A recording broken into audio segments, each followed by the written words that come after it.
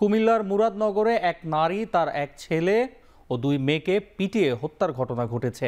সকালে করইবাড়ি গ্রামে এই ঘটনা ঘটে। ঘটনাস্থলে গিয়ে তদন্ত শুরু করেছে পুলিশ।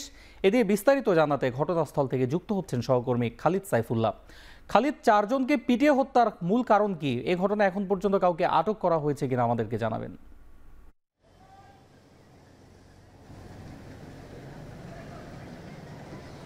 আসলে অন্যয় যে মুরাদনগরে যে মর্মান্তিক ঘটনাটি ঘটেছে সেটি দীর্ঘদিন ধরে এই নারী রুবি এবং তার পরিবারের বিরুদ্ধে গ্রামের মানুষজনের অভিযোগ ছিল বলে জানা যায় যে তারা মাদকের সাথে সম্পৃক্ত এবং মাদক চোরা কারবারির সাথে সম্পৃক্ত এরকম অভিযোগে নিয়ে মূলত সকালবেলা সকাল 9টা থেকে 10টার মধ্যে তাদের উপরে হামলা করে গ্রামের সম্মিলিতভাবে গ্রামের মানুষজনই তাদের উপরে হামলা করে এবং সেখানে নৃশংসভাবে তাদেরকে পিটিয়ে হত্যা করে। তো এই ঘটনায় এখন পর্যন্ত আসলে কাউকে গ্রেপ্তার করা হয়নি। পুলিশ ঘটনাস্থলে গিয়েছে এবং পুরো এলাকায় করইবাড়ি এলাকায় পুরো এলাকাতে কিন্তু আতঙ্ক বিরাজ করছে। মুরাদনগরে আসলে এই ঘটনাটি বেশ চাঞ্চল্যের সৃষ্টি হয়েছে। ইতিমধ্যেই পুলিশ প্রশাসনের ঊর্ধ্বতন কর্মকর্তারা সেখানে রওনা হয়েছেন।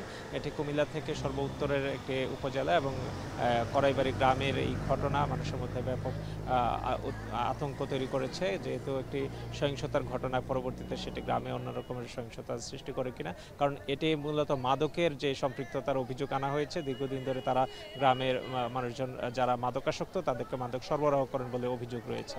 তো এই অভিযোগের ভিত্তিতেই তাদেরকে আসলে এই পিটিয়ে হত্যা করা হয়েছে এবং সেখানে প্রচুর পুলিশ মোতায়েন করা হয়েছে। এখন পর্যন্ত কাউকে গ্রেফতার করা হয়নি।